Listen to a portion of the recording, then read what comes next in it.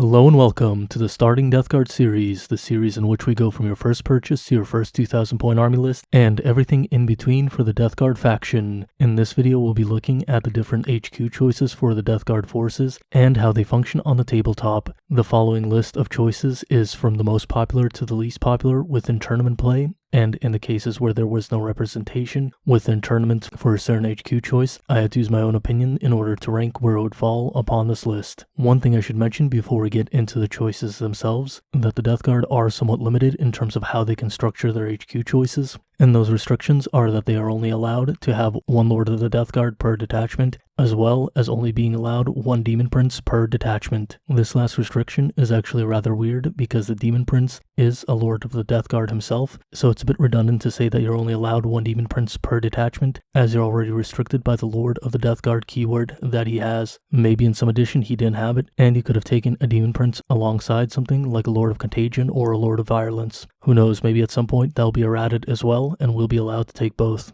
One other thing I should mention is that none of the HQ choices have unique stratagems, but they do benefit from different character stratagems, and most of the stratagems function to create mortal wounds in one form or another. They also benefit from the Deadly Pathogens and other Death Guard abilities that are evergreen. I will say in some cases there are restrictions in terms of which HQ choices can use which stratagems, but I'm not going to cover each stratagem for each unit, as that would be very redundant in terms of what I'd be talking about with every single HQ choice. In some cases I might mention a stratagem if it is specific to that unit. Anyway, let's get right into the content. The first and most common choice for the Death Guard HQ choices is actually the Malignant Plaguecaster, and the reason for this being that the Malignant Plaguecaster is not a Lord of the Death Guard, so you're able to take one alongside other HQ choices, as well as being able to take multiple Plaguecasters within a single detachment. More so, the Plaguecaster is a very cheap HQ choice, coming in at only 95 points for each caster, while also having a rather good stat line. The Plaguecaster comes with a 5-inch movement speed, which is somewhat slow, but the Death Guard are a rather slow army to begin with, and he has a toughness of 5, 4 wounds, and a 3+ normal save. This does make him somewhat resilient, but he is not the most resilient choice out there. For weapons, a Plaguecaster comes with a bolt pistol, blight grenades, and crack grenades, as well as a corrupted staff. The corrupted staff is actually a rather interesting weapon, considering that the Plaguecaster has 4 attacks baseline, and the staff adds 3 to his strength, bringing up to a total of 7 strength, 1 armor penetration, and D3 damage, as well as being a plague weapon which allows him to reroll wound rolls of 1. Considering this actually makes him a rather heavy hitting unit for a unit that you would otherwise assume is a caster, so you would have assumed he's rather weak in melee, but he can actually handle himself and do a decent amount of damage if ever he is trapped within melee. Additionally, for survivability, he comes with the basic ability Disgustingly Resilient, which gives him some damage reduction, so he can also be somewhat tanky even though he lacks an invulnerable save, though if he's ever faced with a higher armor penetration weapon, he can go down very easily. In addition to that, he has other special rules such as Contagions, and he has a Pestilent Fallout ability, which on a successful psychic test of 7+, the closest enemy within 12 inches suffers 1 mortal wound, and considering that the Plaguecaster starts with 2 psychic powers plus smite and can cast 2 powers a turn as well as try to deny 1, he can produce quite a few mortal wounds throughout the game.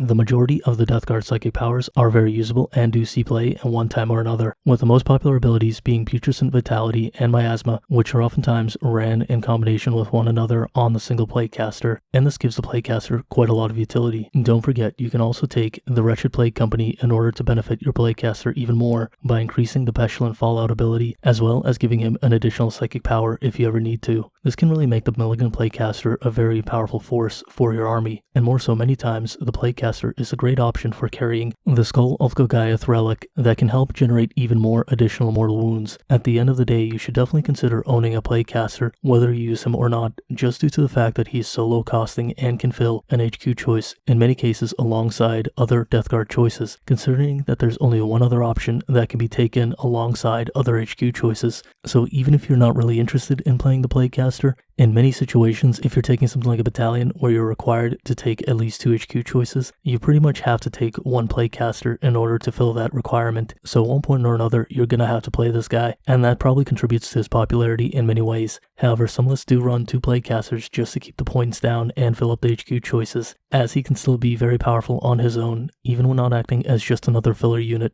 The second most popular HQ choice for the Death Guard is the Death Guard Daemon Prince, and the Death Guard Daemon Prince by many is considered to be the best Death Guard HQ choice in terms of raw power. However, other HQ choices can rival him in terms of power and popularity as well, considering that the Daemon Prince starts at a rather high 150 points baseline. It does make him a rather expensive inclusion into your army in an army that is very expensive and elite to begin with, though for those points you do get an HQ that moves at 8 inches, which is very fast for a Death Guard HQ choice, though it is not the fastest within the game, and many other armies can have units that move much faster than him. However, in terms of the Death Guard, he is one of the fastest options that the Death Guard have access to. For resilience, he's actually rather tough as well, coming in at 6 toughness, 8 wounds, and a 3+ base save, as well as a 5+ invulnerable save, and the disgustingly resilient ability. This makes him actually rather hard to kill, as a lot of mid-range weapons tend to have a strength of 5, making his toughness of 6 very relevant. More so for damage, he's actually rather powerful as well, having a baseline weapon skill and ballistic skill of 2+, as well as 6 attacks at a baseline strength of 7. As his strength is 7, the Hellforged Sword is the more popular option, because the Hellforged Sword adds +1 to his strength, which brings him up to 8 strength total, which is an important breakpoint as it allows him to overpower the toughness of many mid-range vehicles, as well as doubling a toughness of 4, which is rather common as well. The sword also offers him 3 armor penetration and 3 damage. In comparison, the axe, which offers him an additional 2 strength, only offers 2 armor penetration and the same 3 damage. And as such, this is why the sword is usually considered better, as the additional armor penetration is more important than the additional strength, as you're more likely going to run into situations where 8 strength is enough and 9 strength does not make an important difference. One other thing to mention is that the Daemon Prince does have the Malefic Talons, which allows him to make 1 extra attack at his baseline strength, 1 armor penetration, and 2 damage. Nothing special, but it does give him that little extra bit of reach.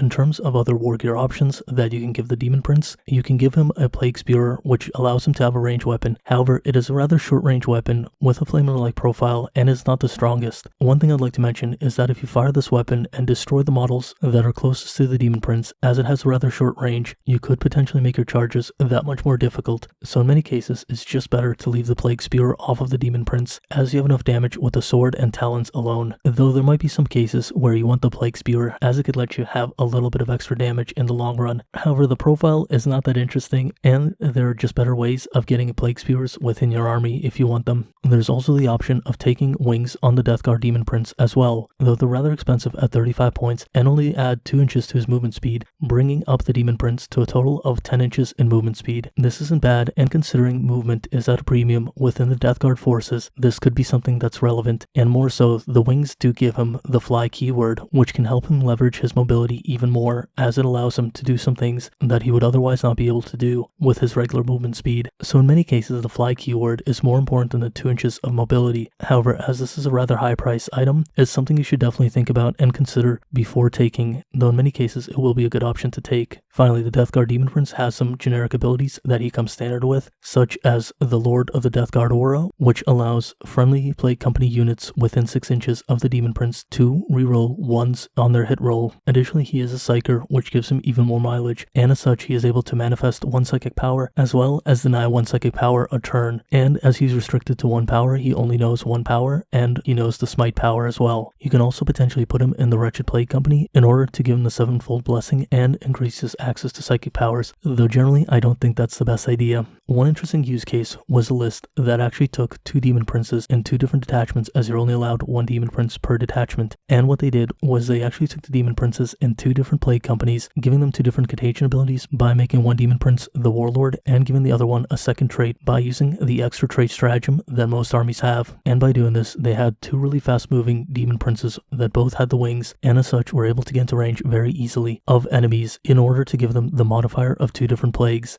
The third most common HQ choice for the Death Guard forces is the Lord of Contagion, coming in at 120 points baseline. The Lord of Contagion actually can rival the Daemon Prince in terms of popularity and in some cases in terms of ability, though the Lord of Contagion definitely is a bit of a scaled down version in terms of raw stat line, as he has less points. To begin with, the Lord of Contagion has the standard 5-inch movement speed and boasts a toughness of 5 with 6 wounds, though on the other hand he does have a 2+ normal save and a 4+ invulnerable save, as as well as disgustingly resilient as all other plague units have. This does give him a little bit more longevity than the Daemon Prince in some cases due to the better invulnerable save and base save. As for damage output, the Lord of Contagion has a 2+ weapon skill and ballistic skill, though only has a strength of 4 and 5 attacks. And he comes normally with the Plague Reaper, which doubles his strength, gives him 3 armor penetration and 3 damage, as well as being a plague weapon. However, if he is wielding a Plague Reaper, he does get -1 to hit when making attacks, which makes him hit on a 3+ instead of the 2+. Though in most cases, people opt to swap the Plague Reaper for a Man Reaper and a Desecration Orb.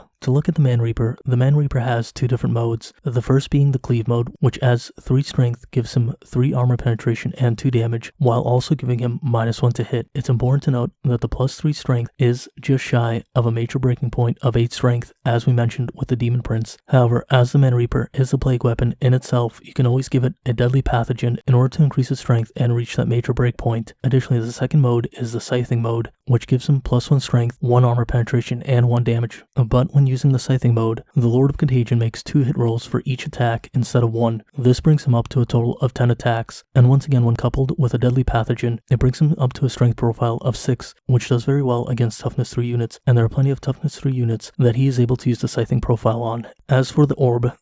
is simply a super powerful plague grenade. It adds 5 points to the Lord of Contagion, bringing him to 125 points, but has a damage profile of 3d3 hits, meaning that on average you're going to get 6 hits out of this grenade at a strength of 4, 1 armor penetration, and 2 damage, as well as it being a plague weapon. Like any HQ unit outside of the Plaguecaster, the Lord of Contagion does have the Lord of the Death Guard aura that allows friendly Plague Company units to reroll rolls of 1 when rolling to hit. However, keeping true to his name, the Lord of Contagion does have a special ability called the Vector of Disease, which adds 3 inches to all contagion abilities that the model has to a maximum of 12 inches. This is actually really good if you're trying to play around with Contagions and can actually rival the Daemon Prince in many ways, as 2 Lord of Contagions will be less expensive than 2 Daemon Princes, and they will have a longer range on their Contagions early on, meaning that they can get some work out of special Contagions if taken in different plague companies. However, one thing to consider is without the wings, they move at half the rate of the Daemon Princes, which does make the Daemon Princes much better in that regard. Though in terms of movement speed, they do make up for some of their slow movement by having the teleport strike ability, which allows them to deep strike into the game. And as they're able to deep strike, they're able to get around the limitation of their mobility to some extent, and they can even use it to make a charge in order to make use of their melee weapon even faster. However, it is a bit risky, as a 9-inch charge is not the easiest charge to make, and in some cases you would want the Lord of Contagion on the table before his Contagions reach that 9-inch range. However, in other cases, it's perfectly fine to keep him within deep strike for a little bit longer. As a whole, I'll say the Lord of Contagion is a very powerful model, and I think as time goes on, it'll probably continue to rival the Daemon Prince in terms of popularity, as it can do a lot of similar things as the Daemon Prince, but costs less points. However, I should say that isn't to say that the Lord of Contagion and the Daemon Prince are the same exact unit, because they're not, and they do have their own abilities, and each of them has their own playstyle, so it's important to understand that, and to understand which one you would prefer to pick within each army list.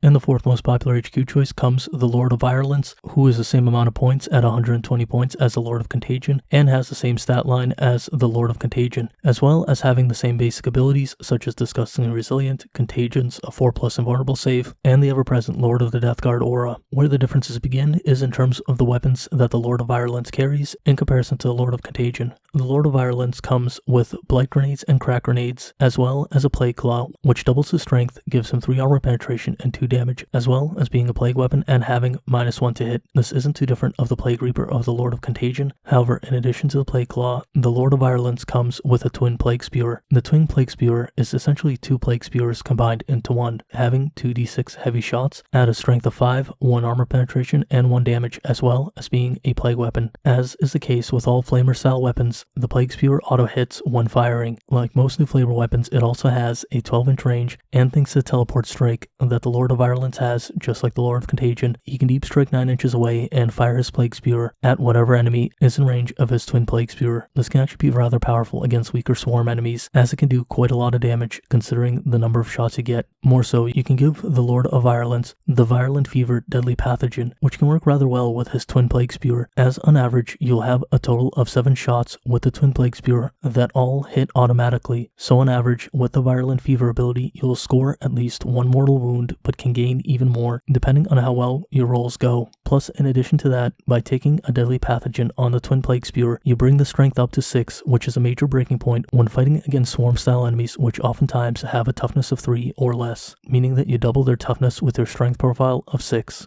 In addition to all that, there are 2 special things about the Lord of Virulence. The first one being that he has the Master of Destruction aura, which gives friendly Plague Company units within 6 inches 1 extra point of armor penetration when they roll an unmodified wound roll of 6. That's not exactly the most amazing thing in the world, but it can definitely help some of your units force through some extra damage when they're making attacks. Finally, the Lord of Virulence does have a special interaction with a stratagem, being the Blight Bombardment stratagem, which costs 1 less command point if you have a Lord of Virulence in your army, bringing that stratagem down to 2 command points instead of 3, but it's still a stratagem that is rather weak, and in most cases, it probably won't be something that you particularly care about, and in itself, it's not a reason to take the Lord of Virulence. To wrap up the Lord of Virulence, I'll say this: the main reason you take him is because he offers a little bit of shooting and a little bit of melee, while also having a decent stat profile and buffing your friendly units to give them a little bit extra ability. I'll definitely say in most cases I would prefer the Daemon Prince or the Lord of Contagion, though there are going to be situations where the Lord of Virulence, thanks to his Twin Plague Spewer, is going to be just fine, and he's no slouch in melee either, as he does have that Plague Claw, which can put out a decent amount of damage against any target, though at the end of the day he's not that impressive as an HQ choice, and that's fine, as none of the HQ choices are shining stars in themselves. Rather, they're just powerful units that you take within your force, and they'll do a decent amount of work throughout the game. Coming in at 5th place is Typhus. He's the last of the specifically Death Guard HQ choices, and the first of the HQ choices that has not seen play within tournaments yet. For 165 points, you get the same stat line as a Lord of Contagion or a Lord of Virulence. However, he does come with 1 extra attack. Keeping that in mind, he also comes with a Mastercrafted Man Reaper, which is the same as the normal Man Reaper that the Lord of Contagion has. However, unlike the normal Man Reaper, it does have 1 extra damage on the cleave profile, bringing it up to a total of 3 damage. Though unlike the Lord of Contagion, he does not carry an Orb of Desecration, he only comes with Blight Grenades. But in reality, the Orb of Desecration isn't that special to begin with, so the Blight Grenades are perfectly fine in their own right. For special abilities, Typhus has all the normal special abilities that you see on the other lords, such as Disgustingly Resilient, Contagions, a 4+ invulnerable save thanks to his Terminator armor, the Lord of the Death Guard ability, as well as the Vector Disease ability of the Lord of Contagion, considering that he is a Lord of Contagion himself, which gives him 3 additional inches to his Contagion range. However, he is restricted to the Shamble Rock Contagion if he does take any of the Warlord trait Contagions. He does have a special ability called Herald of Nurgle, which lets him show up in any Death Guard detachment without messing up their plague companies, so that does give him some extra utility and might be interesting, as it gives him access to a contagion that you might not otherwise have access to. However, do remember you are limited to only 1 Lord of the Death Guard in each detachment, so I don't see in many cases where you would take him in a detachment different than his own plague company, though there might be something I'm missing in that regard. And finally, in terms of generic special abilities, he does have Teleportation Strike, which lets him Deep Strike just like the Lord of Contagion and the Lord of Virulence. Now, there are some things that make him more interesting than a basic Lord of Contagion, and that is some of the special abilities he has, such as the special ability being Host of the Destroyer Hive, which lets him select 1 enemy unit within 6 inches and roll 1d6, and if the d6 roll is 2+, the enemy unit he selected suffers d3 mortal wounds. And this could be a good way to generate additional mortal wounds, as it combines rather well with Shamble Rot, and he's also a Psyker, meaning that he has access to psychic powers, so he is able to manifest 2 different powers and deny 1 power, while also knowing 2 different powers from the Contagion tree, as well as a Smite power, so he's actually a rather powerful Psyker, rivaling that of the Malignant Plaguecaster. However, he does not have the ability to generate mortal wounds when casting psychic powers. However, he has the Host of the Destroyer Hive, which makes up for that ability in many different ways, while also being a much bigger threat within melee. He does have 1 final special ability, being an aura called Master of the Dead Who Walk, and this makes him interact with Poxwalkers in a rather interesting way, by giving Poxwalkers within 6 inches 1 additional strength, and this once again shows why you would probably keep him in his own plague company as opposed to breaking him out into other ones, as his plague company is one of the ones that does benefit Poxwalkers the most. All in all, Typhus is a hodgepodge of stuff, but he's a rather cool unit in theory and might be good if he sees a points reduction. However, he'll always need to be more points than the Lord of Contagion due to the extra abilities and being a Psyker, though he does have a lot of potential if his points are dropped a bit, and he can potentially be less expensive than a Daemon Prince, as he's not really in contention with what the Daemon Prince does as much as he is in contention with the Lord of Contagion.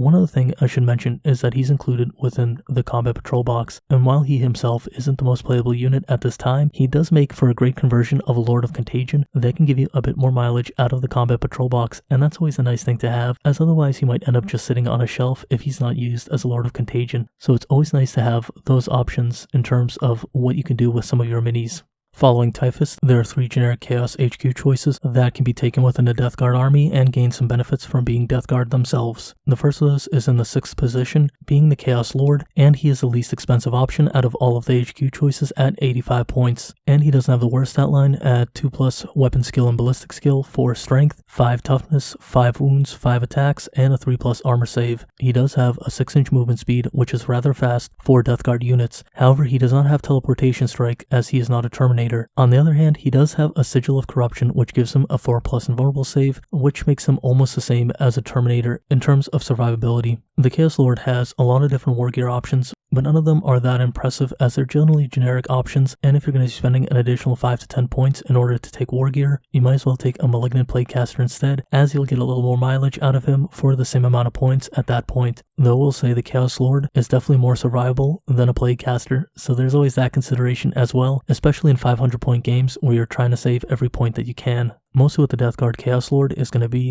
to be a low points option that you can easily convert out of a random Chaos Space Marine and fill up an HQ choice in order to save those additional 10 points, because points are really at a premium within 500 points for the Death Guard forces. And having a resilient unit that can kind of hang out on an objective or just be around other units is definitely a decent option in small games when you're taking a lot of heavy hitting units and other unit types, though in many other cases you'd be better off with the Daemon Prince, who can bring a lot of power to the table. Even something like Lord of Contagion can definitely be a monster within a 500-point game, so it's definitely a trade-off when you're taking a Chaos Lord. Anyway, it's an option that's available to you, and it's something you should always keep in mind when starting out, as it can be a good option in that sense. Following the generic Chaos Lord, in 7th place is a generic Chaos Lord with Terminator armor. And the Terminator Lord comes in at a total of 105 points baseline, which makes him slightly less expensive than a Lord of Contagion or a Lord of Virulence, though it does make him more expensive than the Plaguecaster, which is a rather big letdown. I won't really go into detail about this unit choice, as you should generally go with a Plaguecaster or a generic Chaos Lord if you're looking to save points, and if you have the points available, go with a Lord of Contagion or a Lord of Virulence, as they'll do a lot more for your army in the long run. And the only thing that the Chaos Lord and Terminator armor brings to the table that the regular Chaos Lord doesn't, or one of the other options don't bring to the table, is the fact that he has a Terminator armor and he can take generic chaos weapons such as lightning claws and some combat weapons, so that's really the only reason you'll really ever take him. And again, I just don't see many reasons to take this guy, and as always, that's just my opinion, but if you found a use for him, do let me know in the comments below, as it's always interesting to hear what creative ways people use models that I might not have thought of.